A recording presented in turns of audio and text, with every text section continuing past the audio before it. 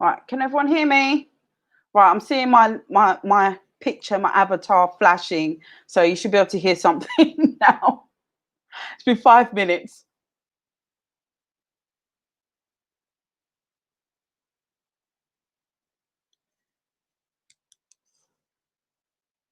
My avatar showing now, so there should be something positive happening at the moment. Oh, great, everyone can hear me. Oh, let me just pause this. Okay, let me just turn down the audio on that.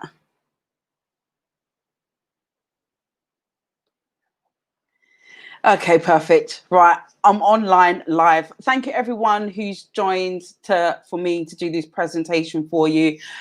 It has been a bit of a technical difficulty, as you can imagine, because I've been moving and other stuff has been happening. So it's technical difficulties. I'm working from my old MacBook, and some things StreamYard requires me to use Chrome, and I have to use Safari for other things. So it's a bit difficult, but one is trying, and one will not give up. So thank you everyone who's made it today, all my fellow laddies. I'm going to be doing a presentation on, did the Neanderthals and the Denisovans leave Africa where they forced? And the reason behind this topic was Miranda was saying in the chat to my Anon and Light Skin Motivation tribute video, she made a very interesting observation that one of the reasons why Anon and Light Skin Motivation could have left this part of YouTube is because of physical threat, implied threat to either themselves, their family, their ability to provide for themselves. And it made me think that this whole evolution, because I have looked at other things such as albino people who live in Africa, who are discriminated against despite being Africans themselves, looking at Igbo people who are discriminated within Africa, again, who are Black themselves, and other communities such as the Khoi San, who were hunted up until the 1960s as game, like tigers and elephants. They were hunted. It just made me think, this whole light skin pushback, is this something that has been in existence for a very long time? And that's what I wanted to explore in this live. And one of the things, and the reason why I wanted to explore whether or not the Neanderthals and the Denisovans, whether or not they were forced or pushed out of Africa, because they are the ancestors to what we know as Europeans, Asians, the lighter skinned populace, or the lighter skinned groups within the species known as Homo sapiens, or the Homo genus group, which we all belong to. It is going to be a tad bit of a biology lesson, and not because I want it to be, because I think part of understanding this light skin, part of understanding this whole colourism rhetoric and this racism rhetoric is to understand how we've evolved and how we behave as organisms, because I think people forget that we are organisms, and regardless of how we intellectualize how we interact with each other, what we do with each other, it always boils down to the same common behaviors. And that's why I thought, let us explore that and look at that and really understand, because a lot of the light-skinned saviors, they're of the opinion that there needs to be some kind of healing that happens in the Black community for light-skinned people to be accepted, or there needs to be some kind of paradigm mind shift, when I'm of the opinion that that's never going to change. Oh, let me just have a look at the chat. Albino people have been known for spreading leprosy as well. is why they get shunned. Well, I've never heard of that. Albino people spreading leprosy. The original white black people, the albinos. But see, that is one of the theories that I wanted to talk about, because if for me, if that was really the case, if albino people were the original people, why is it the phenotypes are very different? If just an albino person was the antithesis for what we now know as European people or non-black people, all of the phenotypes should be the same, but they're not, depending on what group is where. And that is why I decided to look at our common ancestor. Let me just see if I can bring this up. Our common ancestor. Ooh, let me just bring up our common ancestor. Sorry. Filipinos might not associate with albino. I haven't gone deeper into the history, but this is what I'm saying. We need to look at how we behave as organisms, because one of the things I believe is this this recognizing of something different, something that's alien to your group or to your environment. I think the natural pushback, I think that is actually a natural reaction. And that's why I don't believe this colorism rhetoric will ever go away. And as much as people talk about healing and people understanding, there's never going to be an understanding to human nature. Human nature is human nature, but it's how you navigate that human nature and where you place yourself to be in the best position to thrive for yourself. And currently, I believe a lot of where light-skinned people exist isn't the best way to thrive for them. So let me just bring up this slide. I'm going to see if I can share it with you guys. Otherwise, I don't want to sound like some droning, like I'm lecturing you on these things that I've found, but they are quite interesting. And I think it does explain away a lot of this light skin rhetoric, and to be quite honest, why it will never go away and why we have to navigate it ourselves, because it's not going to go. Let me just look in my sent. I hope everyone's had a great week. I have been trying to get on this live since Saturday, but the technical difficulties have been proving very difficult for me. So I'm just bringing up this slide. I'm just going to see if I can share it with you guys, because I have to download it. Then it says it's not compatible with something that I've got. It's just a lot to contend with. Let me see if I can open it. Opening this item will add it to your drive. Should I see if I can open it in Google Slides, or should I just download it as a PDF? Not open. Let me just download it. Okay, I'm going to download it, everyone, and just see what happens, because I have got a PowerPoint on this computer, but I did this in the newer cloud-based PowerPoint, and I don't want it to say, oh, it's incompatible with what I've done, and it misses out some slides. Okay, so it's downloaded. I did want to play some music for you guys, but I'm more of a house type girl, and I'm not sure how that sits with the majority. Okay, let me just bring up these slides because it just downloaded. Sorry, guys. It's just that I had to quickly do this on another computer because it was quicker, and I could do screen prints from that computer, whereas this one is quite an old Mac, and I just bought it for the kids during the COVID so they could have something to work on while they weren't at school. Okay. Play West End Girls. What, you like Pet Shop Boys? I don't even know if I can play music on this thing. I'll find out by next week because I'm going to be doing the IQ presentation tomorrow. So please stay tuned.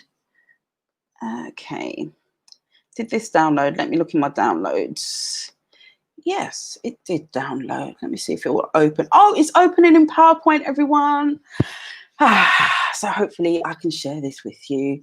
Let me just get up my StreamYard so I can get that prepped for this. Oh, hi, Confused. Hi, Michael.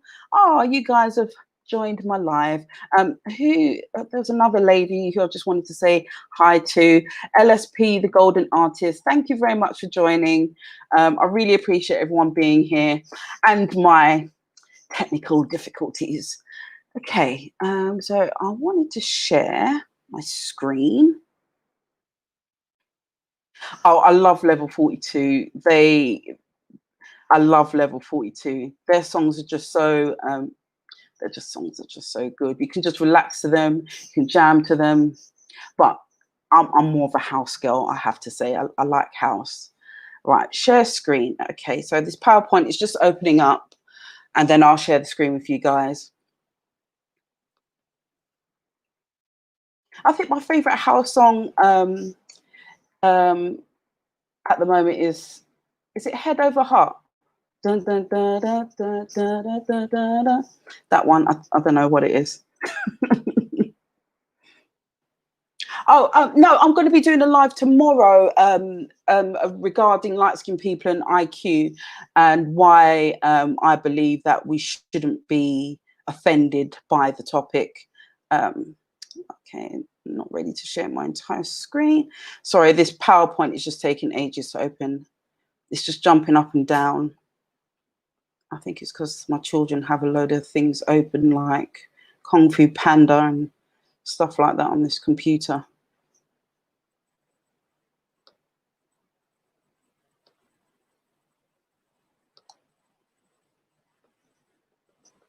Oh. Okay. Right. You know what? I'm just going to carry on with the presentation because I've got a feeling that it's not going to open in time. Let me just have a look, see if it will reopen. Maybe it just needs a few minutes, but I'll go through it anyway. Right. Okay. So the presentation today is about, did the Neanderthals and Denisovans leave Africa? Were they forced? Was this the origins of what we see as a light skin persecution? And the reason I think it could be is that there is this tension. There's always this tension between black and white people. This tension, and part of the presentation will kind of explain away why some of that is and why we should understand it and help us to place ourselves where we need to be placed, or the places that's going to be more advantageous for us. So look at that. What did other genus groups move out of Africa due to persecution based on skin color? Now, we are part of, on the assumption that you're a full black person, you will be a Homo sapien. People who originated out of Africa, the modern human is a Homo sapien. However, if you have Asian or European blood or Australian, Samoan, you are bound to have some Denisovans or Neanderthal DNA in you. Yep, there was a crossbreeding, but we're going to get further into that in a moment. So the ancestor that we're going to look at, who came before what we know as the Homo sapien and Neanderthal, was the Homo ergaster. Now, the few facts about the Homo ergaster.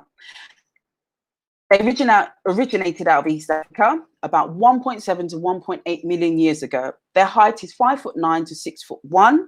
Their physical attributes.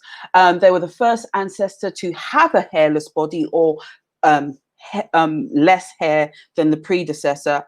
And this was adapted for low altitudes and to live on open savannas. It suggested some bone analysis suggested that activity for melanocortin-1 receptor, which produces dark skin, coincides with the reduction in body hair and the body's ability to what we do now, which is sweat. So as there was a reduction in hair, the skin became darker to adapt to life on an open plain on savanna. So this ancestor would be the start of what we would know as darker skinned people. So to be quite honest, the predecessor to the ergaster could have been light skinned. Because wherever you find light, you find dark. You cannot find light without dark. There is no light without dark. There is no dark without light. So the brain size of the Homo ergaster was this, a 15-year-old Homo ergaster had the same size brain of the equivalent of a modern 1-year-old human. So they were cognitively impaired. So they weren't very clever people. They weren't strategists. They weren't thinkers. They were more doers, be in the moment and live in the moment. Not too much future thinking, these people. Their body weight ranged from 115 to 139 pounds. Progeny development would be between chimpanzees and the modern humans. So they've compared chimpanzees and the modern human, and they factored that the faster development rates within the Homo ergaster suggests that extended childhoods, long periods of dependency on parents. So they had a quicker evolution through their childhood.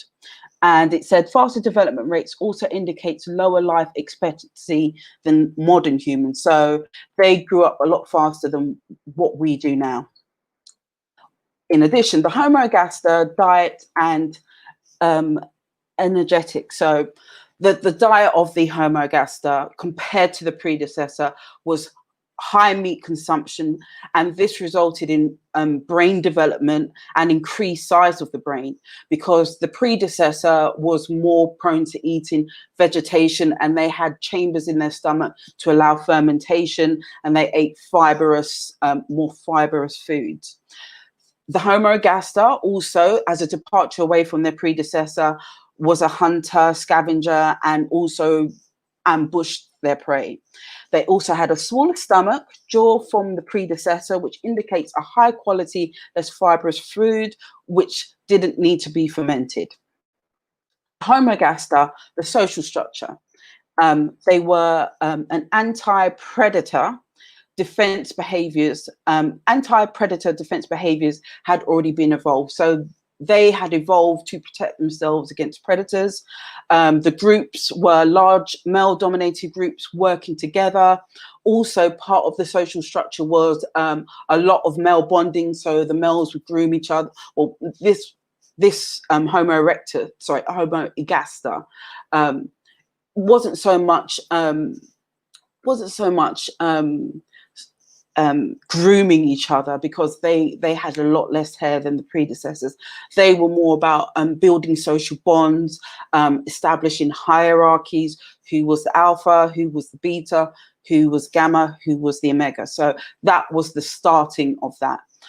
And also the switch to predation. So previously to that, because they ate mostly plant-based diet, the switch to this to this Homo ergaster, this evolution to the Homo ergaster, switched to them being predators and using meat as a basis for their diet. So they had to form ways of hunting.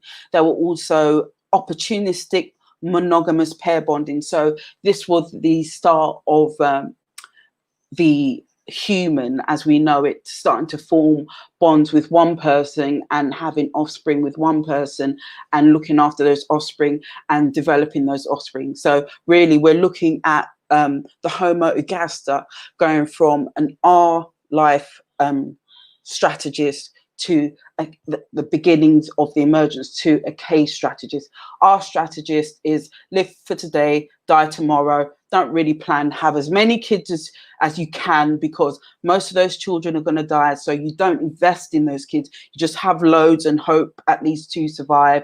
Whereas the K strategist is have 1 or 2 children, invest in those children, make sure those children grow up healthy, strong, look after those children, and build a foundation for those children to build on, and so forth and so forth. So that's where we see the emergence of that. Homo ergaster, also the tools that they used hand axes, and they also used fire. Now, in order to look at whether the Neanderthals and the Denisovans moved out of Africa, we have to understand what what potentially could be the reasons for a species to move or migrate. And I found 3 reasons. One is environmental, so the climate could change. 2, to escape hunger, if the resource that they use to feed themselves is no longer there, that will cause them, or if that resource moves somewhere else, they will follow that resource, and that will also cause a migration. And the last one that I found is conflict. If there's a conflict with another group, that will also be a big reason for a group to migrate. Let me just check in the comments, see if anyone has any questions. Oh, the PowerPoint came up. Let me see if that will come up now, because it'll be really nice for you guys to see that. Oh, it just closed down for some reason.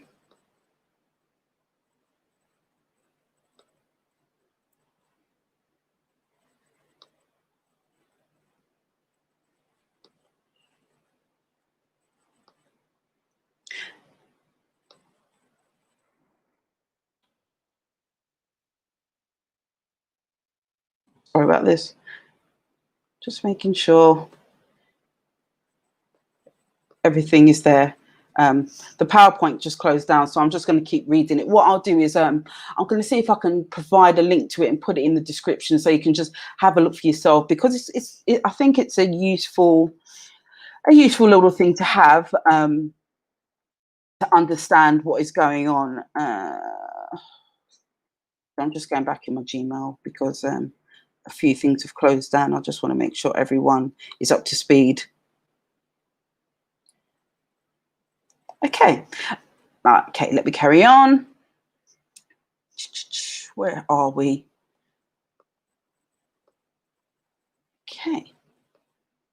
Okay, so we got to the reasons behind migration. So environmental, climate, escaping hunger or conflict. So we are organisms. So how do organisms behave? And organisms behave according to their ecological niche. And an ecological niche describes how an organism or population responds to the distribution of resources, competitors, i.e., growing resources when things are abundant, and when predators and parasites and pathogens are scarce. So that is an example of an ecological niche. And I found 3 types of ecological niche. There's the Janelian niche, Eltonian niche, and Hutchinsonian niche. Now, I'm just going to explain briefly what they are. The Janelian niche categorizes niche according to foraging activities or food habits. Ecological niche, Eltonian niche categorizes environments according to food and enemies. Now, I've just done that one twice, I'm not sure why. So Hutchinsonian niche is n-dimensional hypervolume, where dimensions are environmental conditions and resources that define requirements of individual or species to practice its way of life, and more particularly for its population to persist. And I think that really describes the current state of things at the moment, the Hutchinsonian niche, in terms of this whole Black Lives Matter thing, where Black people are feeling that they are persecuted and they cannot continue their way of life, hence this pushback to the more dominant group, which would be people that originated from Europe. And also when you look at this whole colourism thing, I would say the Hutchinsonian niche would describe what's happening in relation to the colourism topic, because when you look at the colourism crybabies, most of their talking point is that the inclusion of light-skinned women and men disrupt their way of life, and disrupt I want to say disrupt. We are in the way of resources which they feel would be better placed to help their own group persist, because they don't see light-skinned biracial people as their group, which is entirely up to them, but those are the facts. So the Hutchinsonian niche, I believe, currently or accurately describes this pushback in terms of racism and this colourism banner. But I'm going to describe it in more detail, the Hutchinsonian niche. Let me just go down. All right, statistics were introduced into the Hutchinsonian niche by Robert MacArthur and Richard Livins using the resource utilization niche, employing histograms to describe the frequency and occurrence as a function of the Hutchinsonian coordinate.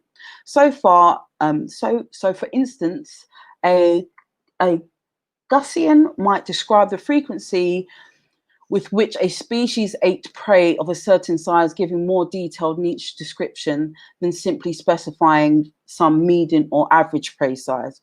For such a bell-shaped distribution, the position, width, and form of the niche corresponds to the mean standard deviation and the actual distribution itself.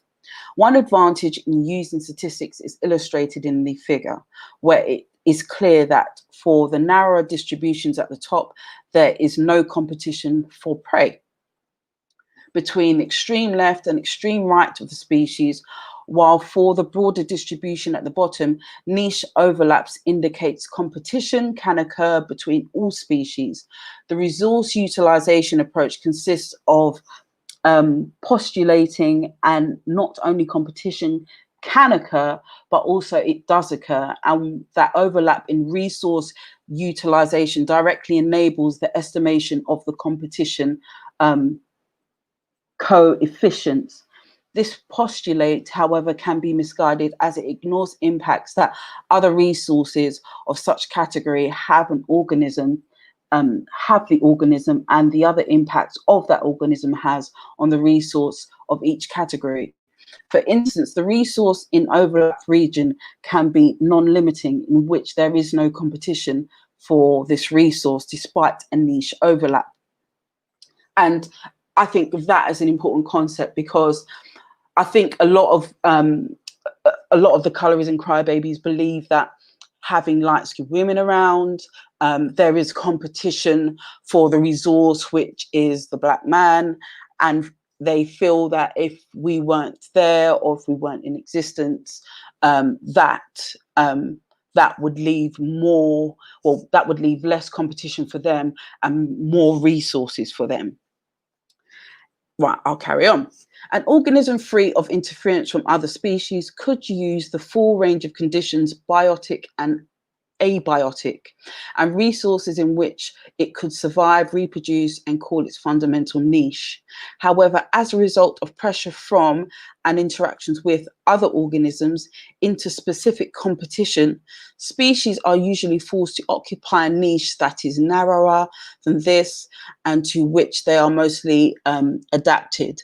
And this is termed realized niche. And I think realized niche, when you look at it in terms of race and how that plays out, that would be white women and dating white men, black women dating black men, Chinese men dating Chinese women, and so forth and so forth. That's the realized niche.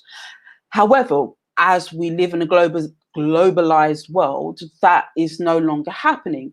And so those people who are stuck on a realized niche, such as black women, because they don't date out as much as other people and other groups.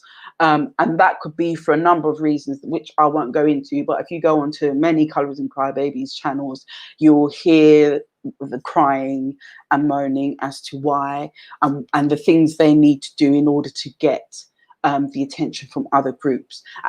And when they're telling you what they need to do in terms to get attention from other groups of men, that tells you the actual reason as to why they have the realized niche of black men. So let me carry on. Hutchinson used the idea of competition for resources as a primary mechanism for driving ecology. This overemphasizes upon the focus has proved to be a handicap for the niche concept. In particular, overemphasis upon species dependent upon resources has led to too little emphasis on the effects of the organisms on their environment. For instance, colonialization and invasion. And I think that is something important to consider, because again, when you look at the emergence of realized niche and fundamental niche of an environment, when a light-skinned or biracial person is created, if you have fundamental niches which you belong to, i.e. white man with white lady, black lady with black man, where does the light-skinned biracial groups fit in? And I think that is where this colorism thing came from. But I'm going to be delving further into the fundamentalized niche when I do the video for why light-skinned men should reject the manosphere. Well, it's not for them unless, and I'm going to be outlining the reasons why. And for that one, I will be playing an excerpt from, I'm sure the gentleman will like, from someone who the manosphere would love to hear from. And yes, you'll be hearing from that. But I'll let you know closer to the time. And let me just bring that back up again. And I do realize this is very wordy, guys, and I'm not trying to put everyone to bed, but there are some underlying principles in this that I think as light-skinned people that you need to know, because that will not only help you understand what is going on, but that is going to help you understand and help you navigate your way in this world as an organism. That's what we are at the end of the day. Okay, okay. The term adaptive zones was coined by the paleontologist George Gaylord Simpson to explain how population could jump from one niche to another, and that suited it, jump from one adaptive zone and made available by virtue of modifications or possibly a change to the food chain. That made adaptive zone available to do it without discontinuity in its way of life, because the group was pre-adapted to the new ecological opportunity. And I think that is quite important to realize as well, because when you look at the current system that we're in, who's falling behind? And why are they falling behind? Have they adapted to the new ecological opportunities that are in existence? And I think as light-skinned people, we need to be aware of that, and we need to adapt to that and be adaptable for change, because that is what keeps you on top and not at the bottom. But I think there's going to be some good reasons as to why we currently do that now, which I'll be going into a bit later. Okay, Hutchinson's niche, a description of the ecology space occupied by species, is subtly different from niche as defined by Grinelli. An ecological role that may or may not be actually filled by species, see vacant species. A niche is a very specific segment of ecospace occupied by a single species, on the presumption that no two species are identical in all respects, called Harding's axiom of inequality, the competition exclusion principle. Some resources or adaptive dimension will provide a niche specific to each species. Species can, however, share a mode of life or ecological strategy, which are broader definitions of ecospace. For example, Australian grassland species Australian grassland species, though different from those of the Great Plains grasslands, exhibit similar modes of life. Once a niche is left vacant, other organisms can fill that position. For example, the niche that was left vacant by the extinction of the tarpain has been filled by other animals, in particular a small horse breed, the conic, Also, where plants and animals are introduced into a new environment, they have the potential to occupy, invade the niche or niches or native organisms, often outcompeting the indigenous species. Introduction of non-indigenous species to a native habitat by humans often results in biological pollution by the exotic or invasive species. The mathematical representation of species' fundamental niche in the ecological space and its subsequent projection back into the geographical space is the domain of niche modeling. Now, when you look at the vacant niche that they were just speaking about, doesn't that not ring a bell when it comes to light-skinned people? People kind of see us as this exotic species coming in, taking up the resources, and we're deemed better than another group when we're not. But I think in many ways that is how it is played in order for us to play down our uniqueness, to play down our abilities, and to eliminate us from the ecology. So I think that is very important. Yes, brown beige community, it is alarming how light-skinned people are being overlooked in Africa, but it's funny because they're not actually being overlooked in Africa.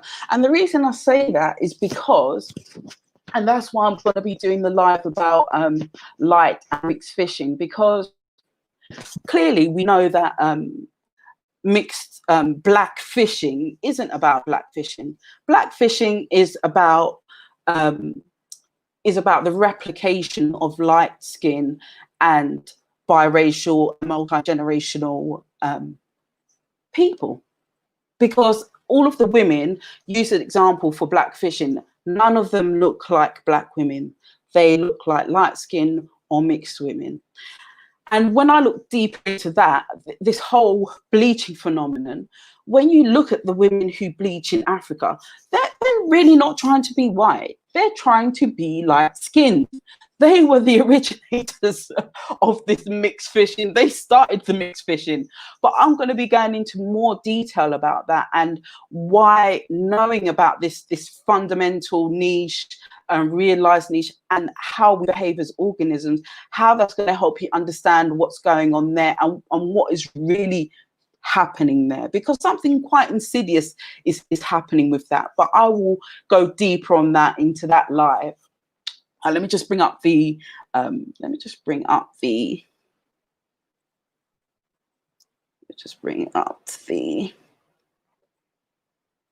okay.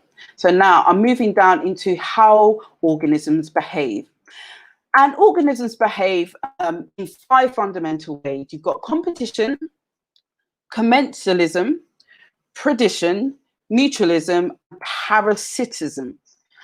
Now, competition is where 2 or more organisms rely on the same environmental resource.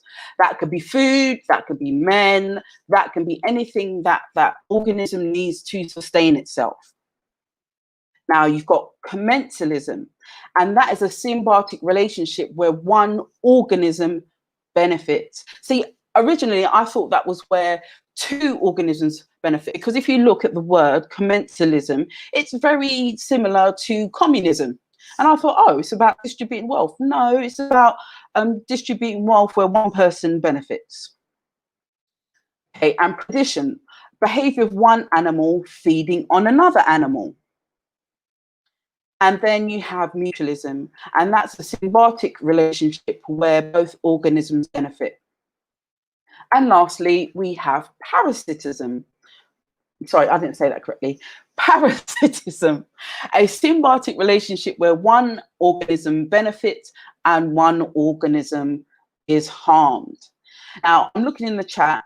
Could people outline what their thoughts are on, out of those 5 behaviors, the relationship between us and other groups? Which type of behavior do you believe groups exhibit to light-skinned people, and how we're embraced. And that could be in the European community, that could be in the Black community, Chinese community. Out of the 5 behaviors, which do you believe is exhibited to us? And I'll just go back over them. You've got parasitism, a symbiotic relationship where one organism benefits and one is harmed. Mutualism, a symbiotic relationship where both organisms benefit. Predation, behavior of one animal feeding on another. A symbiotic but I have to point out predation, behavior of one animal feeding on another. Okay, right. Commensalism, symbiotic relationship where one organism benefits. Competition, where 2 or more organisms rely on the same environmental resource. Now, which relationship do you think that other groups have towards us? No, there are a lot of isms, but you know what? Once you break it down, once you realize that the isms are just used to describe behavior, when you get down to it, all the other isms, except for the ones that I've told you, they don't matter, because at the end of the day, when you think about socialism is really mutualism. So someone's just theorized mutualism into something else to just sound clever. So those are the only isms that we need to know, because those are the 5 relationships that you can have with others, and others have with you.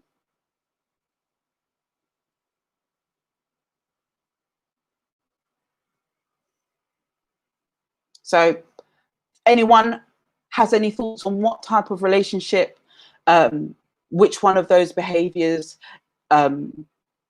is exhibited towards light-skinned men or women or light-skinned people in general? Please say in the chat.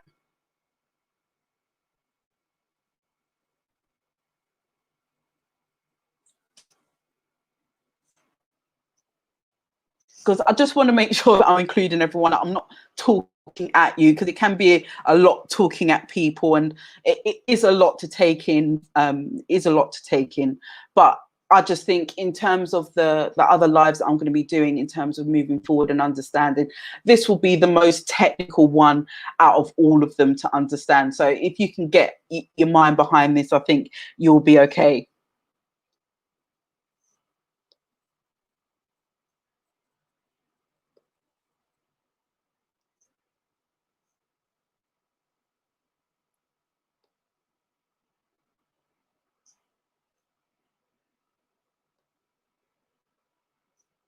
Right, okay. So no one's got any thoughts at the moment, that's fine. Let me just carry on. Oh, goodness. Okay, right, okay. So out of those 5 behaviors, I think for myself, in terms of those 5 behaviors, when I look at the interactions of light-skinned people with other groups, when you look at the Alban,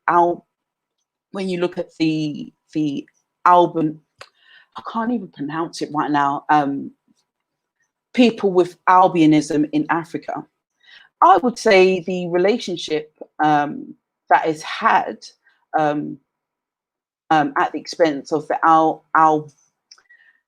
can't pronounce it, but you know what I mean.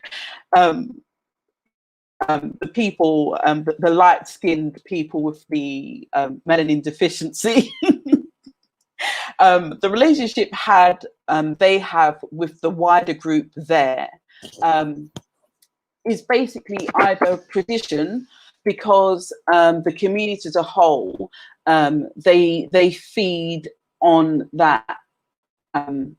They feed on those melanin deficient people, and they feed on them by arranging for them to be maimed for money, or arrange to be killed, so their body parts can be used for medicine. I would also say it's mutualistic, the behavior that they have with the Maida community, because it's symbiotic. Some of them get to live. Actually, no, it's not mutualism. Sorry, I forgot that one. It's parasitism, because some of them do get to live, but one organism benefits and one organism is harmed, and it's normally the albino person that is harmed. There was I watched a video of this albino young girl where her father had set her up to be ambushed on her way to school, and these people they chopped off her arm. They were trying to take another body part, but someone had intervened, and she was taken away, and she went to go and live in this retreat with other albino people because there was such a threat to their lives. When I look at because I did give an example of Igbo people in Nigeria, I would say that the relationship they have with the wider community there is okay, symbiotic. No, that's not symbiotic. Not predation. Commensalism. It's a symbiotic relationship where one organism benefits. Because Igbo people are marginalized in Nigeria, the other groups benefit more than the Igbo people. So I would say the relationship those light-skinned people have there is commensalism. And understanding these relationships and how your relationships work with others will help you. What was the other group that the Khoi San people in South Africa? The Khoi San people, again, commensalism. They're kind of used as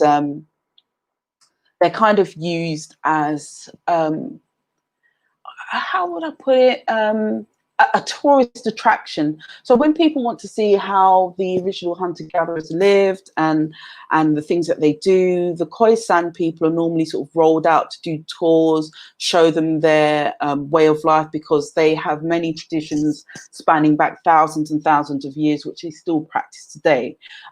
It's going over time, and there is this this campaign at the moment because they're finding that they're losing their language, and they want protection to maintain their language and teach other people their language. The click language, I can't do it. I can't even give you an example because I can't do it.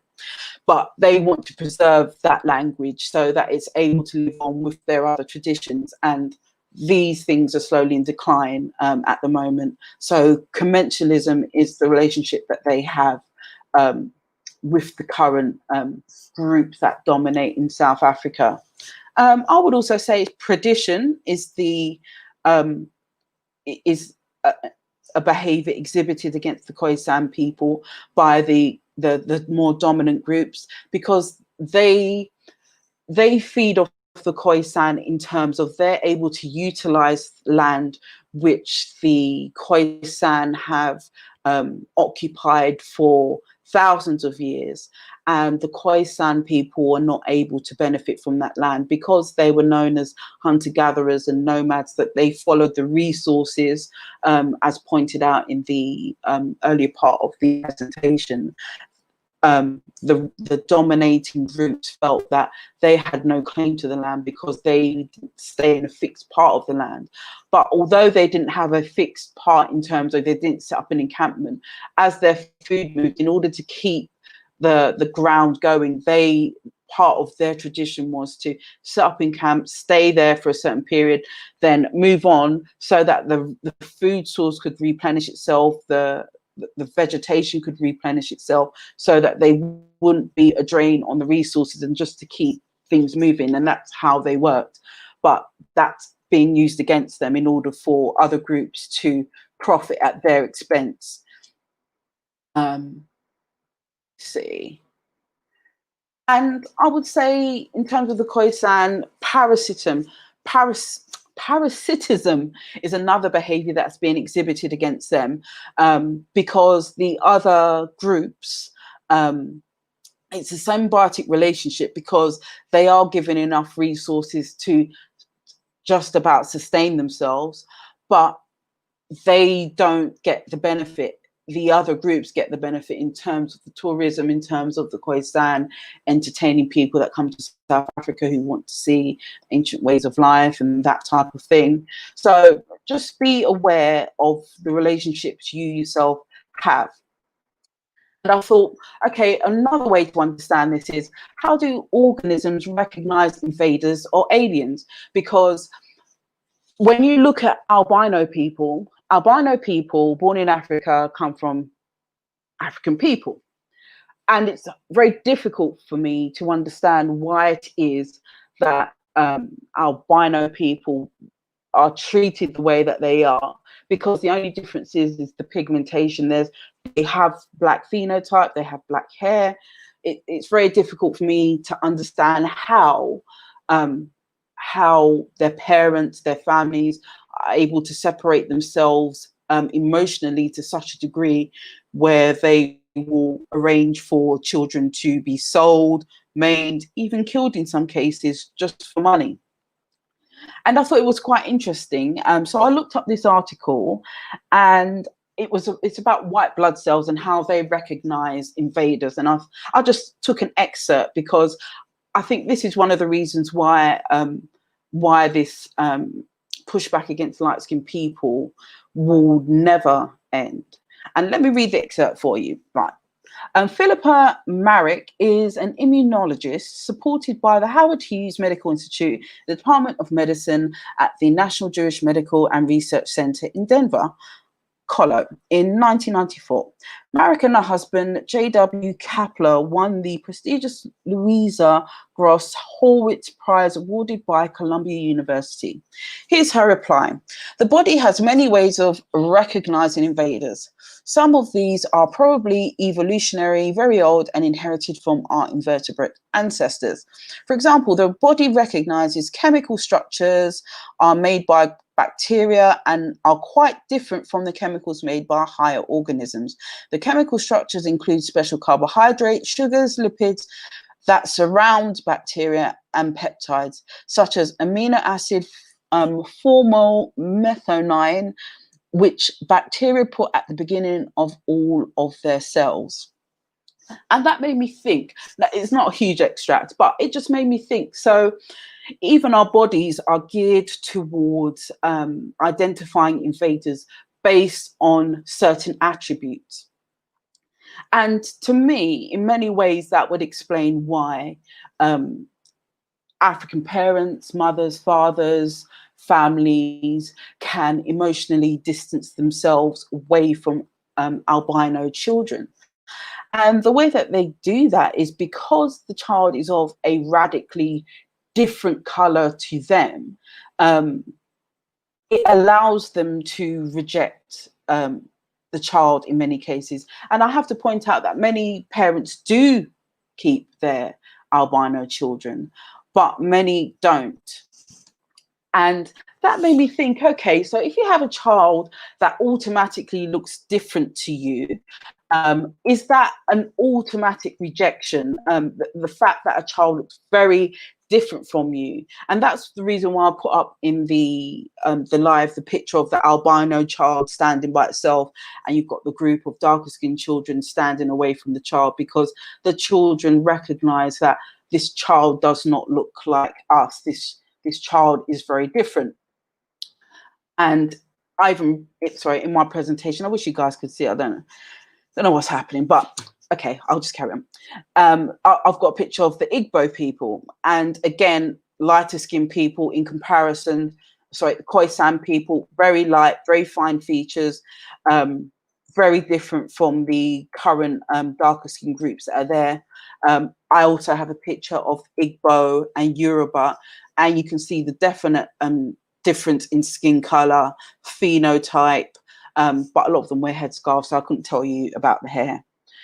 And that made me think of, is it that girl Sandra Lang and Atavism?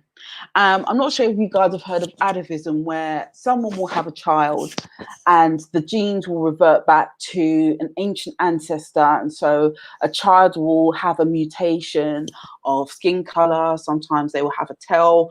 Albinism is a mutation. Sometimes they will have other physical attributes that relate back to this historical ancestor, which makes them bear no resemblance to the current parents. And Sandra Lang was one of those.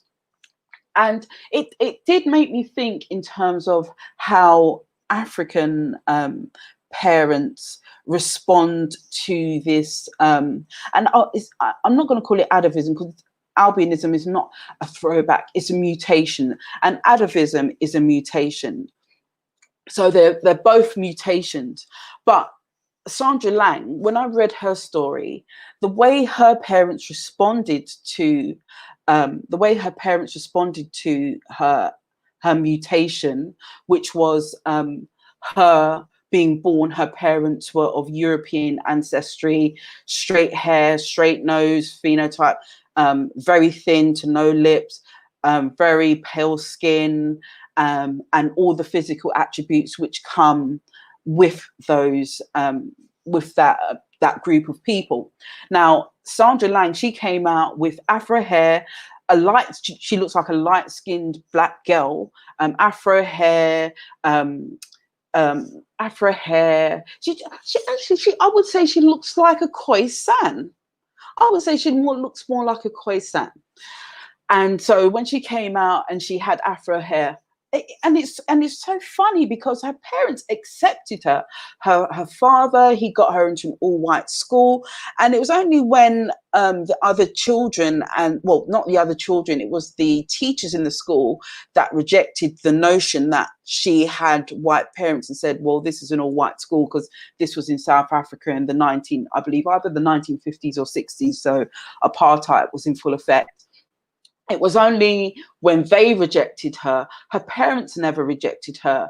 It was only when her school rejected her, and her father still fought for her to go to a good school, a good white school, because he didn't see her any different to himself. He didn't reject her.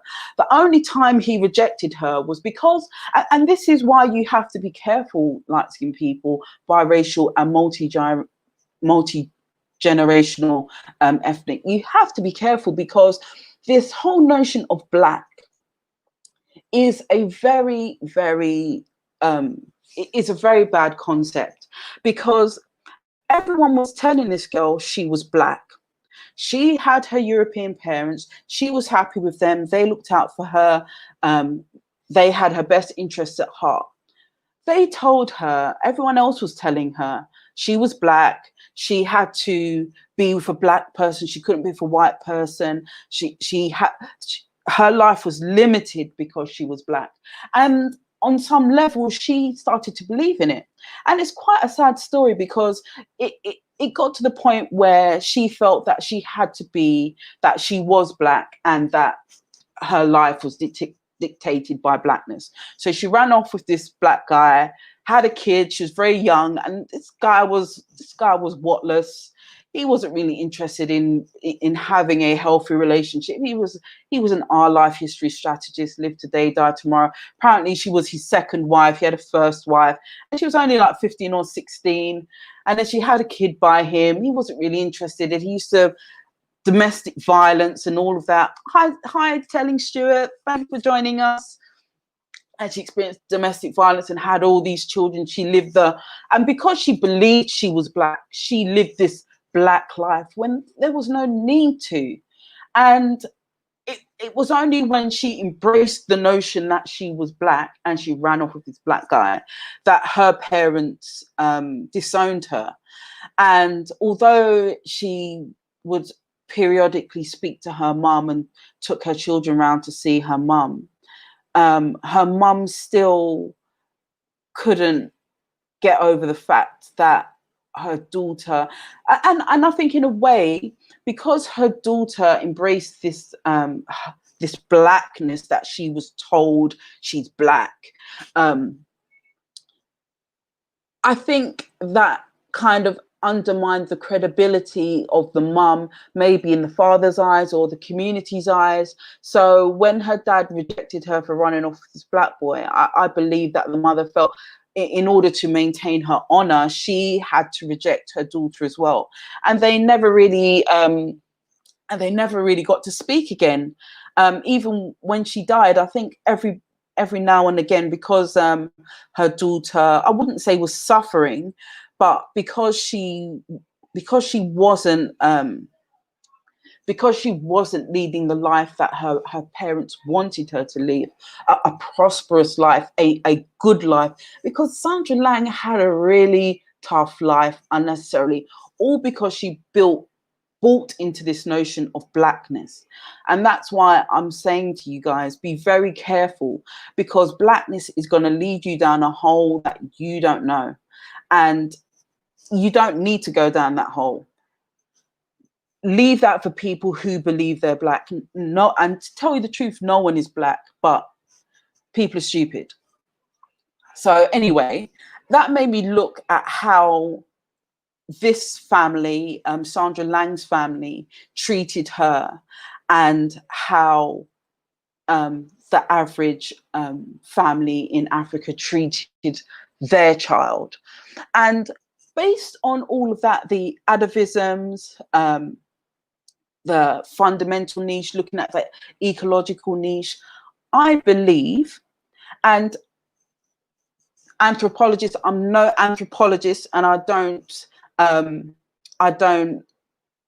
pertain to be as such. I believe myself looking at things through the prism of light-skinned eyes, and I think that is something which many European people can't understand, because they've never lived life as a light-skinned person.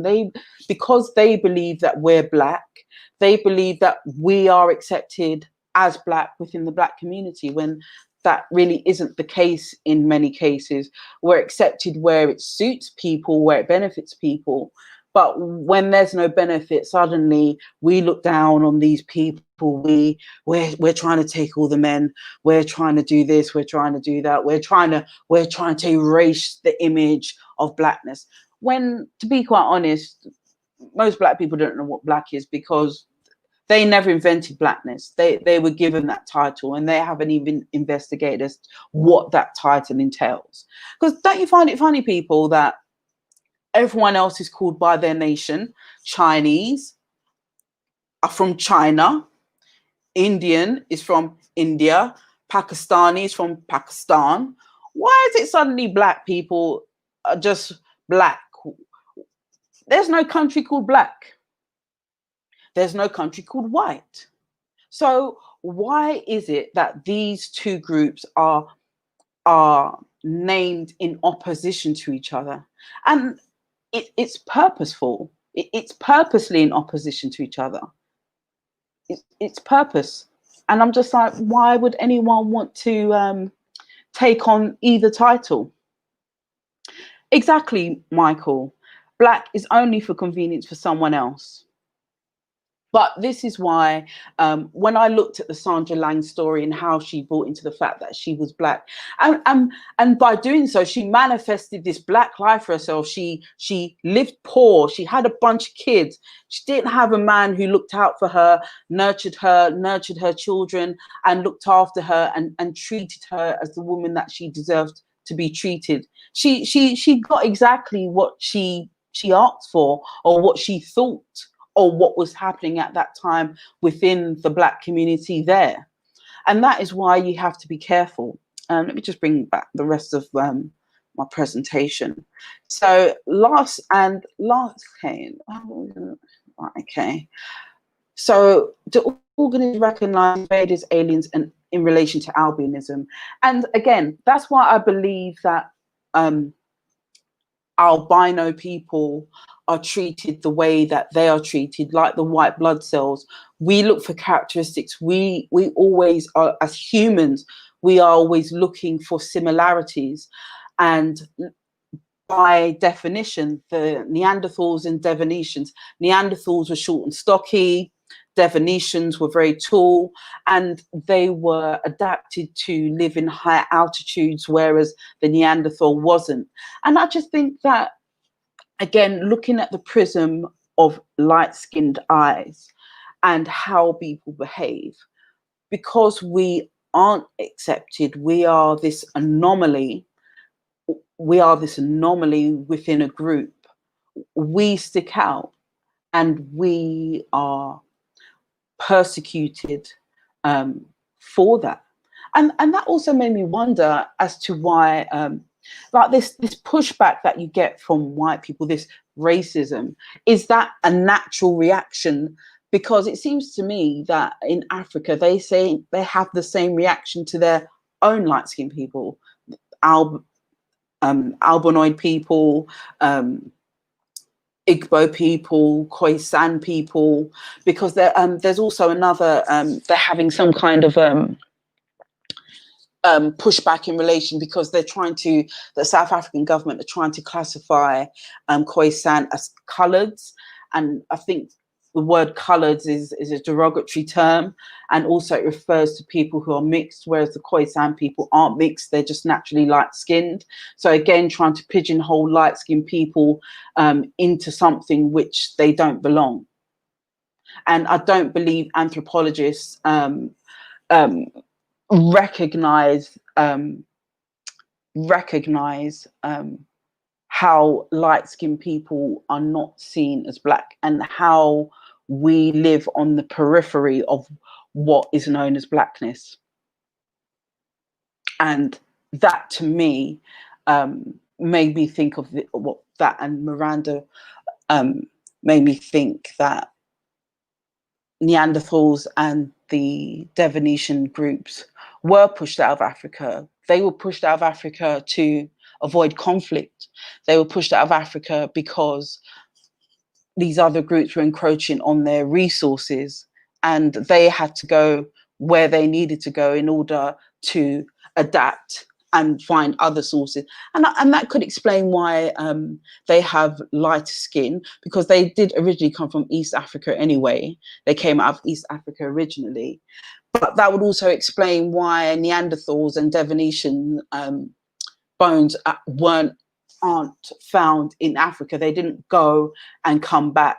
They went and they stayed out of Africa. And I thought that was quite interesting.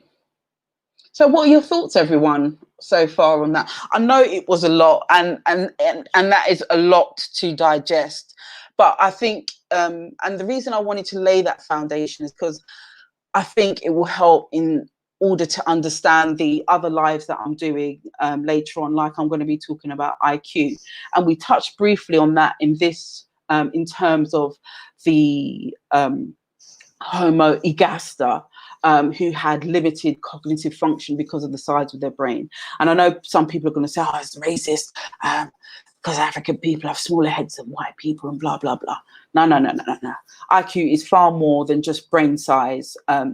There's a lot more to do with it. And the funny thing is, just because you don't have a high IQ doesn't mean you can't be successful. And that's another thing that I'm going to be covering in the live, because there are many people who do not have high IQs, who are very successful. Do British light-skinned people get treated differently than light-skinned American people? Just to throw a question. Well, I would say yes. I remember, because I grew up in a very poor white neighborhood over here. Well, I wouldn't say very poor. It was just poor. We lived in social housing, and this is the funny thing. Like, normally people be called the N-word. I got called the P word. I'll tap it in the description box because I don't want to say it. I got called this growing up because people didn't know what I was.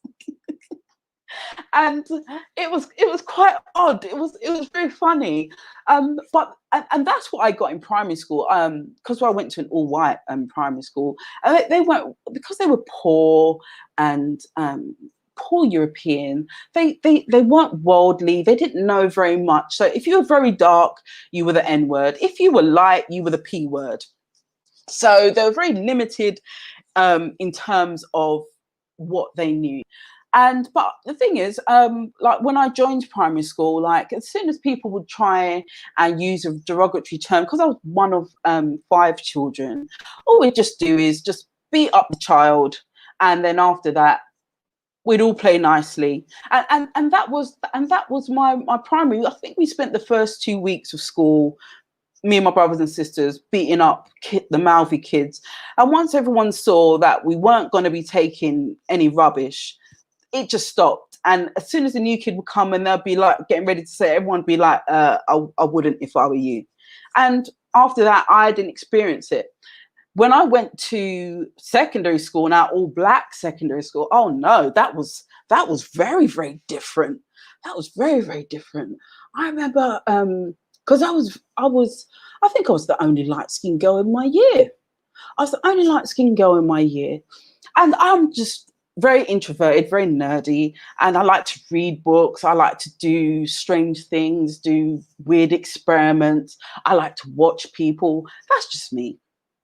And I remember, like, when you come into puberty now and all the guys are starting to notice you, I'd just be like, oh, and go to the library thinking, let me just hide in the library.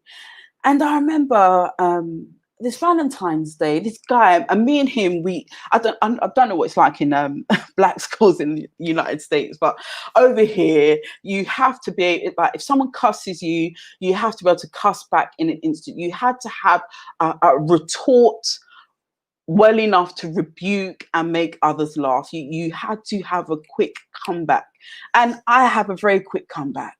I'm just very quick with my insults. So anyway, this boy that I'd been trading insults with for the first 2 years, in the third year, he must have thought I'd become Hailey Berry, because for Valentine's Day, he bought me this massive card. When I say this this card was about half the size of me in length. And he bought me a card and chocolates. And I remember thinking, oh my God, why has he bought me this? I'm used to us just cussing each other and just like insulting each other. Why is he buying me these chocolates and a card? What do I do? And I remember the girl that I used to talk to then, this brown skin girl, I remember she said, oh no, you must give him back the card. You can't just accept it from him. You can't just take it. And I remember giving it back to him, but I felt bad giving it back to him, because not that I wanted to go out with him or anything. And he didn't give it to me on the basis that I went out with me. He was just saying, I appreciate that you look nice. I think you're a nice looking girl, and I want to celebrate you today on Valentine's Day. But I felt under such pressure to give this guy back his card. I gave him back his card, and I could tell he felt embarrassed. And that was the last time I listened to anyone darker than me in terms of what to do when it came to men, because I just felt his embarrassment, and that made me feel embarrassed, and that wasn't a nice feeling. Now, further on into my secondary education, I remember I used to hang around with these girls, and I remember they were all very worldly and having boyfriends. I wasn't allowed to have a boyfriend. I wasn't allowed to have a boyfriend until I was 18. I wasn't allowed. And my boyfriend was my husband. I wasn't allowed to have a boyfriend. And to be quite honest, I didn't mind, because as soon as people say, oh, you got a boyfriend, I'll be like, I'm not allowed. Like, my mum said no. But I was glad, because I didn't want to have to deal with the stuff that they were dealing with. And I remember I was off school for this day, and these girls that I spoke to, they tried to bully my little sister. And my little sister is like 2 years older than me, because then I was about 13, so she must have been about 11. And I remember that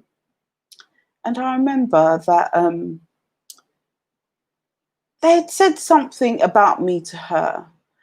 And she had said back, because there was this horrible one, and she had issues. She was from Africa, and she had issues with her identity. She had issues with herself, because she looked very, very manly in terms of her stature. She was tall, but because she had weight on her, it didn't make her look feminine. It made her look very butch. And she was very self-conscious of it. She was very, very self-conscious of it. And so when this girl tried to insult me behind my back to my sister, I remember my sister called her Black Attack, because people used to cuss each other about their colour. But I remember these girls made this massive hoo-ha about it. And I remember the whole school was against us, because the whole school is brown and dark skinned. This whole school was against us. And I remember it was just so ridiculous. It was just so ridiculous saying that we're racist. me that I'm racist, and I just said, okay, I'm racist. I'm racist. I'm sick of my sister and my brother, and because at that time my dad had got this really, really good job, and we were moving out of our social housing. He was buying a house in another part of London, in a nice leafy green part of London. And so we had moved, and we had to move school because this was like, I think about 10 miles away. And but I think my brother stayed on there because I think he was in his last year, whereas I still had 2 or 3 more years to go. And even when we went to the new school, the brown and dark skinned girls knew the girls from my old school. When they found out that I went there, these girls are like, oh, you're racist. And again, and it's always while I'm off school, these other girls, they tried to and my other little sister was going to school then, and my sister had heard from someone, from one of my friends, from my actual friends, not these girls who were just in my year. She heard that they were planning to fight her after school. So she went to the office and called my mum. But my mum's Caribbean. My mum fights. Like, when I say my mum fights, my mum, you don't have to tell my mum twice. And my mum's short and light, and she fights. She just fights. My mum is a fighter, and don't get me wrong, like, I will fight if I have to, but that's not my first go-to, because not because I'm an atheist and I'm just like, oh, kumbaya. I just think when you're fighting, you're all stupid fighting. What's the point of fighting? I will fight to protect myself, but I'm not just going to randomly fight you. And I'm very suspicious of people who want to fight first, because normally they're pre-planned, they've got a weapon, and they're making sure what the fight is going to be in their favor. And so my mum had gone down to the school, and basically my mum had to fight 4 girls. And my mum had to beat up 4 like 15, 16-year-old girls. And it's so funny because when my mum came back and told me, and she came back with my sister, she told me that the girls who she fought, she actually knew their mothers from when she went to school, and she had fought them back then. So this was just like weird karma coming back. But yeah, over here, light-skinned people are definitely not the protected class. Definitely not. A few, like, I think in the 80s, when mixed race children were very few and far between, everyone was just like, oh, what's this? This is new. But now mixed race people are just like everyone else. No one is no light-skinned people are special anymore, or protected for that matter. So yeah, Michael, we do get treated differently. I wouldn't say we get. I wouldn't say. I think growing up, I think more. And I think that's because I was young, and I'd be seen with my dad, who's a very dark man. People used to see me with him and would automatically know, right, okay, she's half black. But as I got older, more people, more like, oh, what is she? And even the other day, because I'm currently moving, that's hence all the technical difficulties and whatnot. Even the other day, this gentleman, he came up to me and said, oh, do you speak Spanish? I was just like, sorry, I don't speak Spanish, but I'll get mistaken for Spanish, half Korean, depending if I got my hair up, my eyes gone up. Yeah, it's kind of funny. But I think as I'm older now, I get treated. I would say when I was younger, I got treated more as a black person than I do now, because people are more aware that people come from different places, and there's different ethnic groups. I think now I get treated more like, "Ooh, where is she from? Oh, what is she? What is her mix?" That's what it's like for me at the moment. Let me just read what Light Skin P, the golden artist, is saying. When I went to London, England back in the 90s, whites treated me with more respect than whites in the United States, which I don't have a problem with whites. Yeah, I found that odd. I was watching a wife swap where this gentleman from America, he came to the UK, and he wasn't the darkest person. I would say he's between golden brown and light, and like he was over. He was like in the northern lip of England, where normally people are very a lot more welcoming and a lot more down to earth. And he spent a week there, and he was just, and I could tell he was in awe of how the natives were just treating him like a normal person. They were inviting him over for barbecues because up north, outside of London, because London is like most major cities, everyone's just focused on themselves and what they're doing. There's not there are pockets of community, but just day to day, no one's saying hi, no one's waving at you, none of that. Up north, that's very different. If you go to smaller towns like Newcastle, places like that, it's a lot more friendly. People are a lot more outwardly nicer.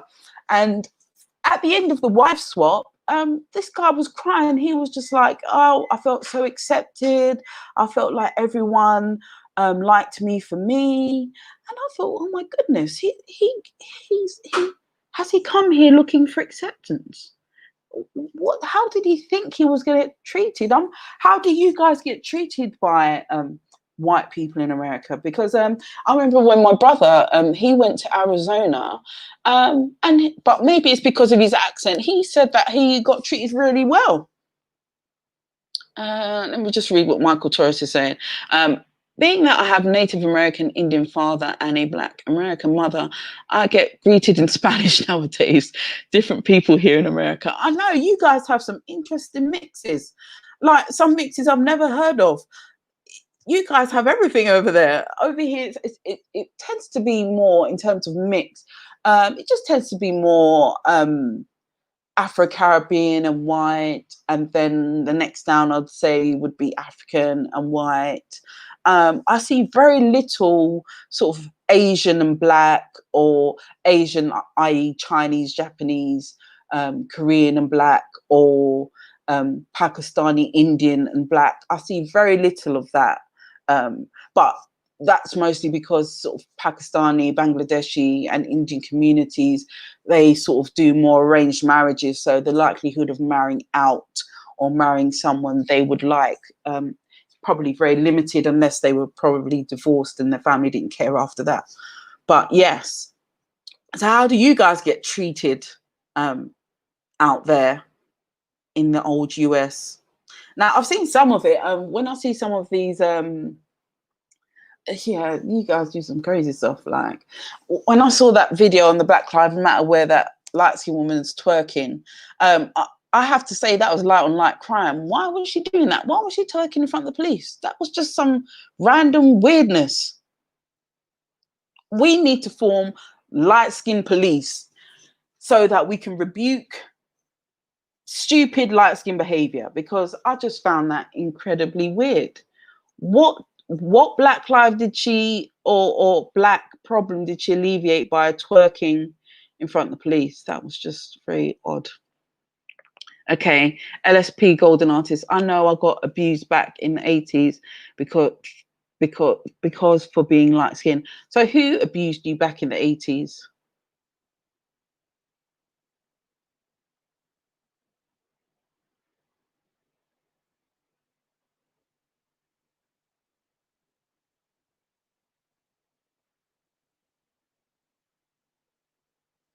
Because I don't know, how did I find the 80s? I love the 80s.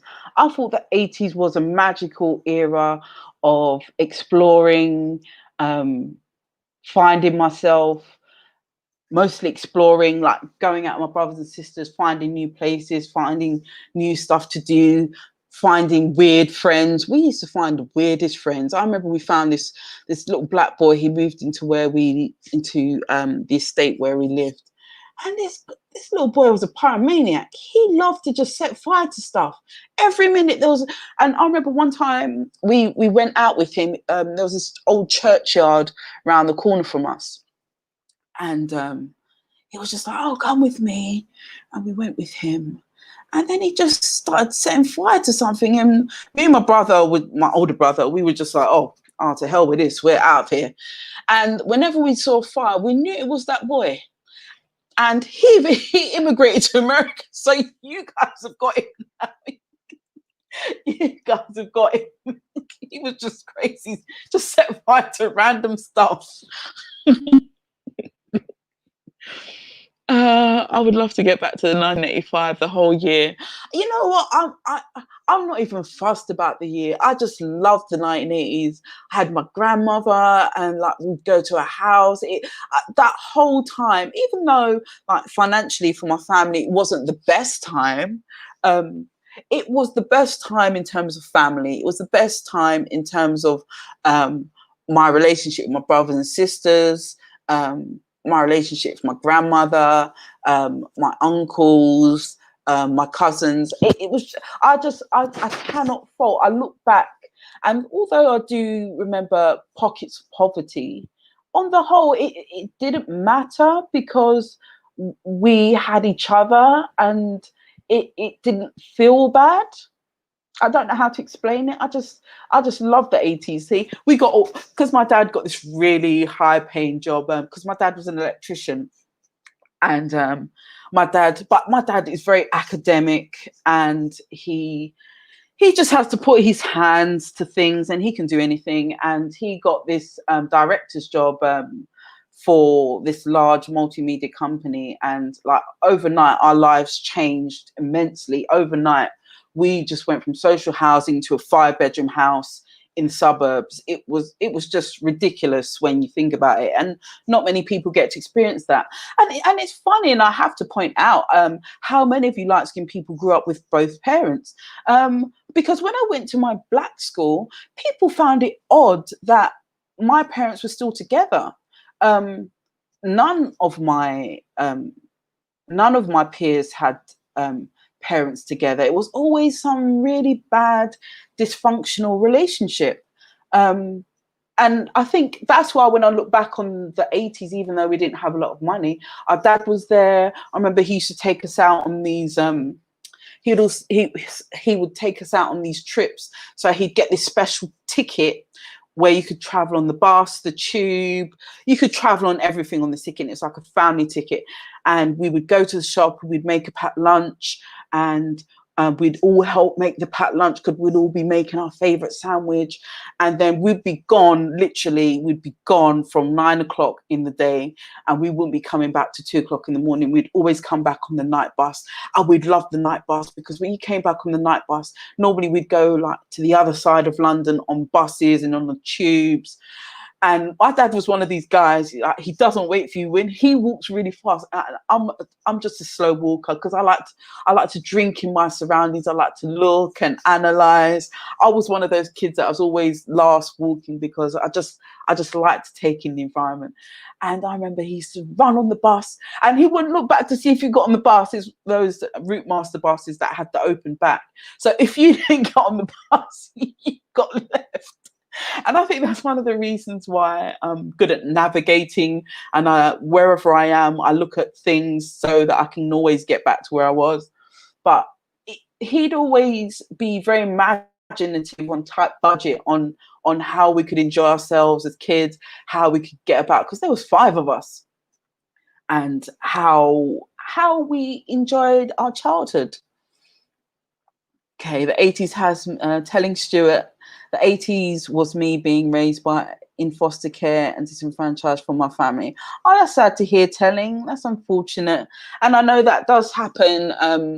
That does happen a lot to light-skinned people. I remember we've got a paper out here called The Voice newspaper, and I remember, and this is why in many cases I have to say, when people talk about this light-skin privilege thing, I just have to give everyone side eye, because there was this black newspaper, and the only children you would see up for adoption were mixed race children, mixed race children all the time, all the time, all the time. They form the bulk of the ads for adoptions. And where was the privilege in that? Where was the privilege in that? There's no privilege in that. Let me just look. Michael Taurus, you crazy. The 80s, the dark ages to me. 1984, 1988 was terrible. My mother's baby brother, my uncle, was 5 years older than me. Oh, you see, this is what I don't understand. Why do families do that? Like, I don't get it. Like, at the moment, no more children for me. No more children for me. Even if I found, even if I was to get with a billionaire, like billionaire, no more babies, because I'm just about getting free. Why am I going to go and saddle myself down? Now I'll get a fur baby. I've got a bull mastiff. I've got 2 cats. I want to get one of those little French dogs. I also want to get what is the I can't remember the name of the Bichon Frise. I want 2. I want one in every color. I want a white one, a brown one, and a black one. I just love those dogs, and they're hypoallergenic. They don't shed fur. Perfect. But I do like big dogs as well, so they can protect. I do like big dogs. So yeah, I don't get that whole your uncle was 5 years older. Yeah, because I remember I had an aunt who was a year older than me. And she was my mum's sister, and she was a year older than me. See, I don't get all of that. Like, it's just too much. That's just too much.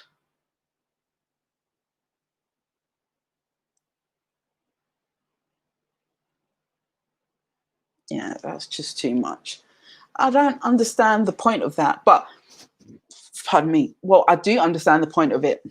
Our case strategies, our life history strategists are going to put a load of kids out in the world up until they're, even if they can't afford them, up into their 60s, they're going to be having kids because they're not investing in those kids and they're not sustaining those kids. They're putting as many out there. They're doing like they're just kicking them out, hoping one survives in order to carry on his genes, instead of being a case strategist, focusing on 1 or 2 children and setting the foundation, putting all the resource into those children to ensure those children are more likely to survive, and not just survive but be productive, because what's the point of just surviving? No one's here to just survive. Everyone wants to live. Oh, I'm sure all of you guys want to live, not just myself. But yeah, very interesting. So what was your favorite live with Anon and Light Skin Motivation? What was your favorite live? I can't remember what my favorite live was. I think my favorite live initially was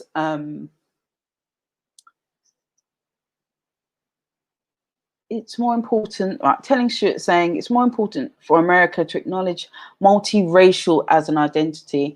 Yeah, and I think the more multiracial people there are, I believe that is going to happen. And it's not just about black and white or black and whatever. There's loads. There are Pakistani and Japanese. There's so much happening at the moment. And the multi-racial group are going to be the largest group going. They're going to be the largest group going. And that's why I'm going to be covering in another live the genetics behind that, because actually the mixing of genetics is what we need. It's what we need, and I'm going to cover it in part in the IQ video tomorrow, or the IQ live tomorrow, because there are advantages and disadvantages of mixing, well, not even mixing the genes, bringing another group genes within your genes. So I'm going to be incorporating that into the conversation tomorrow, because I was listening to a live by Game Changer. I'm not sure if you guys saw that live, but this gentleman, he popped up in the live. It was about IQ, and a man of European descent came into Game Changers live. I think it started on someone else's live, but I can't remember the name of that channel. And he went on Game Changers live, and he was talking about IQ, and how Black people en masse have a low IQ and all that type of talking point.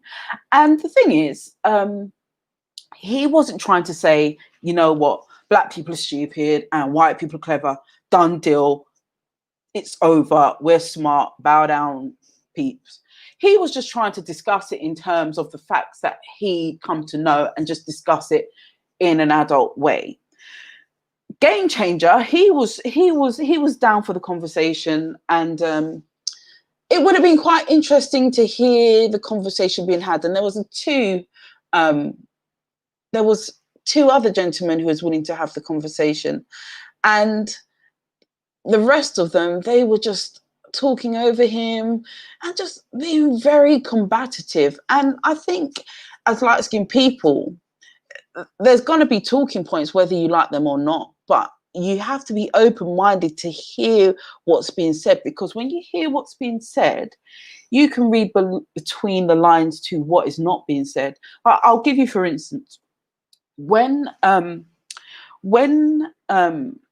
people talk about IQ in terms of people of European descent, and that's why it was quite interesting to have the conversation. One of the main things that is asserted is that European people on average have a higher IQ. And I'm just like, okay, but what sample is that based on? Is that based on a sample of people in London, or a sample of people in Westminster, or a sample of people in North Yorkshire? Because I'll tell you this, there's a distinct difference between all three. Someone who lives and is educated in Westminster is going to have a higher IQ because the borough of Westminster is affluent. The schools are going to be better. A child who's grown up in that environment is going to have a better grasp of education than someone in London in general, because there are parts of London that are quite deprived, and regardless of you being in London, you're not going to learn a lot. And then again, if you come and you are educated in Yorkshire, where education isn't, and this is what I found moving out of London, education isn't very well regarded among some groups of people. So my argument is, when people make assertions like, oh, European people have high IQ, who was the sample? Where did the sample come from? Who did you sample to get that? Because I'm not sure if you guys remember, but I talked about when I moved to Kent, there's a part of Kent where I moved to, and if the sample was taken there, the average IQ would be 50, because the people out there are not with it. They're not clever. That's to put it nicely. And there are very many holes in that argument. And one of the interesting things that actually came up with Game Changer was that he actually said that in order to find that median IQ, that the average European person has an IQ of X amount, they actually included Ashkenazi Jewish people. But his argument was that Ashkenazi Jewish people weren't originally classed as white. So by classing them as white or European and including them in this sample, automatically that would make their scoring higher as a group, which I tend to agree with. But there are pros and cons to that as well, because and one of the things that was being asserted by the European gentleman in Game Changers Live was that that IQ was more genetic based than environment based, and that's one thing I'm going to be exploring tomorrow, because no, I contend that it's not. It's 90. I would contend that it's at least 90% environmental based, and if there's a genetic component, it's very small. But yes, so yeah, that it's going to be an interesting conversation tomorrow for those of you that are able to attend. And if you can't attend tomorrow, that's fine, everyone. It's just that these lives have been building up, and I know I need to get on with them, because there's going to be quite some interesting things being discussed. The live that I think everyone is going to really enjoy. Right, okay, being LSP Golden Artist said, being multiracial is the chameleon, always changing cultures by the movement. I like being multiracial. Exactly. And it's good to be a chameleon. That means you can adapt to anything. And being adaptable is what is important. And this is why I keep saying to lightisim people, move away from this notion of blackness, because the notion of blackness keeps you stuck. The notion of blackness is still. The only thing still in this world are dead things. Everything else is moving, growing, flourishing. You have to keep moving. If you stop, you are dead. So, yes. Yeah, I have a 2-month schedule on lives. It's just that sometimes I get these epiphanies, and I think, you know what, that would be really good to discuss. I think people would enjoy that. I'm just going to bring up... the lives that I've got coming up. It's only because I think that they're going to be interesting. Let me just get on my YouTube. I'm gonna have to mute it as soon as it opens. But I'm going to be coming off here soon, guys, because it's almost been 2 hours. I didn't actually expect this live to be this long.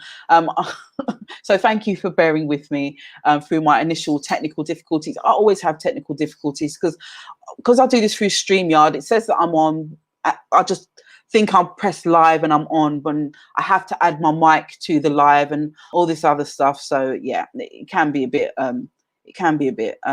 technical. Hold on, just in case you hear the live, I'm just going to try and get in here quickly and pause it.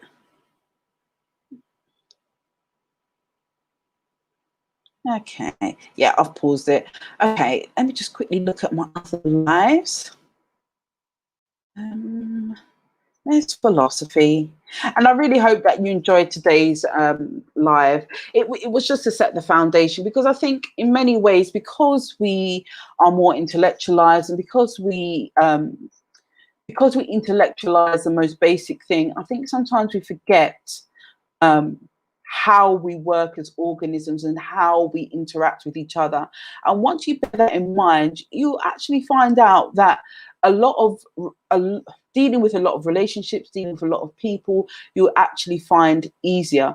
Adding all these extra racism, colorism, all that crap, it is just there to convolute what is actually happening. Because if you looked at the behaviors that I outlined previously, many of the behaviors that organisms exhibit to one another's, actually 3 out of the 5 benefit one person, the person that's exhibiting the behavior. So the more you know, the more you can prepare yourself. So tomorrow I'm doing the IQ, I light-skinned people subject to the low IQ argument. And let me just read what I put in that description. I just put, IQ is a controversial topic for some. Should it be controversial for light-skinned people? I mean, everyone keeps telling us we're not black. So should those same connotations and should the same pearl clutching, should we be doing that? Light-skinned people are told they aren't black, which can be a fair assessment. However, by default of not being black, does the low IQ argument apply to us? Can light-skinned men and women use IQ to build and foster a productive community? Should light-skinned people embrace IQ and all the assumptions thereof? Let's discuss. And I just thought that was an important topic to discuss. And I know other people have done lives regarding IQ, but my live isn't going to be regarding the psychological aspect of it, more the environmental aspect of it, because that's what I feel affects people more and can either detract or build IQ. And the week after that, I'm doing light-skinned women and the art of seduction, and I'm going to be looking at all the archetypes, all the seduction archetypes, and finding the light-skinned women that exhibits those characteristics, to show other light-skinned women how they can, how those women can utilize those seduction tactics to help themselves and find the right men. It's all about seduction. If you're going to seduce, do it right. And then I've got, after that, the week after, I've got light-skinned men. The manosphere isn't for you unless. And that one is going to be very, very interesting, because I'm going to have a posthumous guest speaker for that one. Posthumous guest speaker. Yes, I can summon people from the dead. Well, not really, but we'll be listening to an excerpt from a quite notable multi-generational light-skinned man. And we're going to be examining, we're going to be looking at his life, looking at his mother's life and looking at his environment, and just looking at his life and seeing how the life of light-skinned men, is the manosphere really for you? And I think in many ways it could be, if you are subject to what I'm going to play for you on that day. And I think it will put into perspective really what the manosphere is for. And everything has a purpose. So there's a purpose for everything. Like, I believe in MGTOW. I believe some men should not be looking for women. Some men should not be looking for women, because they're incapable of being what a woman needs. And I'm of the mind that not everyone is supposed to procreate. Not every woman is supposed to have children. That is reserved for people who have put in the right steps, done the right things in order to get the right results. If you're not going to get the right results, there's no point. You're just gonna cause problems for yourself, the child, and yeah, no, there's no point. And then after that, I've got light-skinned women stay on your pedestal. And I'm saying that for a specific reason. And we're going to examine on that live what the pedestal is and why is it the colorism crybabies want light-skinned women to get off of it. Why they want you off the pedestal. And I'll be telling you why you need to stay on, because it's important that you stay on. It's imperative, really. After that live, I'm going to be doing one called Light Skin Alpha Men, why you need to thank your light skin beta brother. And that live isn't going to be there to denigrate or say, oh, beta guys are crap, alphas are the... It's going to be quite interesting, because you're going to hear what I think is actually important within this society in terms of alpha, beta, gamma, and omega, and why it is alpha men need to thank beta men. But I'm sure there'll be a lot of guys going, oh no, I'm alpha. Don't worry, guys. If you're not alpha, don't worry. You only got problem if you're omega. If you're omega, you're probably MGTOW anyway. You don't want a woman. So don't worry. And the live I'm doing after that is, do light skin saviors exist because they're average? But I think I'm going to change that title because I don't think it adequately describes what I'm trying to get. So that will be subject to change. I'll probably be changing it this weekend. And the last one that I have on schedule is light skin and mixed fishing. Who are the originators of this phenomenon? Because I don't believe this phenomenon started with European women of European descent. Well, not based on the evidence I have. And in that description, I've got blackfishing is a term that is coined to describe women of other groups who are trying to emulate black women. However, examples of this quoted on social media and in the press denote something different. It denotes women trying to emulate light-skinned or mixed-race women from an African or African Caribbean background. And I would say African American, but I just think, to be quite honest, many African American people look on par with Caribbean people. Like, I didn't even know that LL Cool J, his parents were from Barbados. He just looks like an American guy to me, but I don't know if Caribbean people look different to you. But anyway, that was my thinking. And as such, can this phenomenon really be called blackfishing? Why would this be called blackfishing when the Black community reject women of light skin or mixed race heritage as non-Black? Who really benefits from blackfishing? So I thought that would be a good topic to explore and just help light-skinned women understand what's really happening and why you don't need to be joining that bandwagon of, oh, the mixed fishing, and why, to be quite honest, you don't need to take offense to it also. I remember there was a lady that I used to follow on, what was she called? Light Skin Blacks. She had a light skin YouTube channel. I remember she did a video about it, and she was getting quite upset about it, saying that she was very upset that these women were emulating light skinned women, and she took offense to it. And I said, why would you take offense to that? Imitation is the sincerest form of compliment. Why are you looking at a compliment why are you looking at a gift horse in the mouth? What I would say. But anyway, yeah, so she took offense to that, and I will be explaining why light-skinned women don't need to take an offense to that, and why they should let people embrace it, because it's only going to help you, ladies. It's only going to help you. So those are the topics. Oh, did I read? I think I just wanted to describe, okay. Light-skinned men and the manosphere isn't for you. What's the description for that one? And the reason why I put the avatar on there with the little boy that's got 378 times 942 equals plenty was because I think many light-skinned men's participation in that manosphere isn't really warranted unless you fit the criteria, and I'll be outlining with my posthumous guess what that criteria is.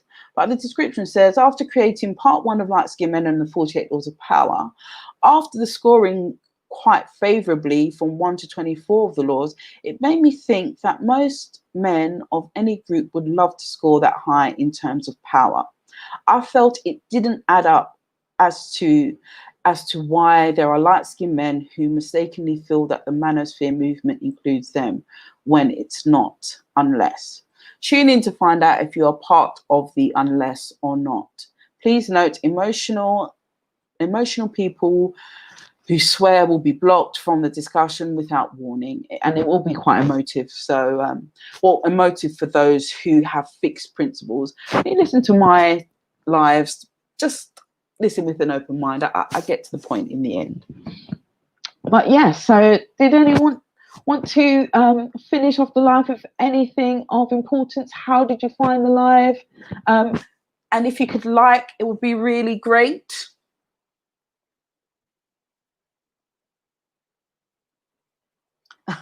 Dark skin, black, LSP, the golden artist. Dark skin, black women get mad because we get most liked by any race. And again, it's because of this realized niche and the competition, and that's what it boils down to. That's why when these ladies say, "Oh, why do light-skinned women think that we're jealous? We're not jealous." Okay, well, there's definitely an element of competition there, because clearly making videos about us, you don't make videos about someone that you are not in opposition with and someone who you don't fear in some way. That's what I will say anyway about that. Michael Taurus, I'm not Alpha, I'm Michael. Yes, Michael, we know you're Michael, but every guy wants to be Alpha, and you know what? Alphas are very far and few between. And to be quite honest with you, I couldn't deal with an alpha male. I think me and them would be at loggerheads all day. Could I work for one? Probably, but would I want to come home to one? Nah, no, thank you. No, thank you. Imitation increases the value of the real. Exactly, telling Stuart, exactly. And I think in some ways, when you've got people imitating your image, they're asserting that your image is something of substance to imitate. And I think that's what that lady kind of forgot. And we have to recognize, although in many cases black people don't see us as black, other people might recognize us as black or just associate us with that by default. But if you've got these other groups of women emulating us, emulating our look, emulating our features, emulating our hair, that's saying a lot. And I think that's a good thing. So thank you for pointing that out, telling Stuart. It's a good thing. Yes, Michael, don't be alpha. I think you're going to rub a lot of ladies up the wrong way, being alpha. Okay, well, guys, it's been wonderful to have you, and I really thank you for joining the live. I'll be back on tomorrow because I'm going to be doing the IQ, and hopefully you guys can join me. And it's fine if you can't. It's going to be a late one. I'm currently off these last 2 days from work, and I'll be returning back to work on Thursday. But hopefully you'll enjoy the lives, and yes. We can get some more things sorted, and we can get onto more topics that are going to help us build this community that we all really deserve, and quite frankly I think we need. So thank you for everyone for joining, even those of you that could only join briefly. Please feel free to share this with people and whatnot, and hopefully I will see you all tomorrow. So thank you, everyone. Thank you, LSP Golden Artist, Telling Stuart, Michael Taurus. I think you're the only ones that left here, or otherwise everyone else hasn't gone in the chat. But to all my silent watchers, thank you very much for watching as well. And I look forward to seeing you tomorrow. Okay, good night. Bye.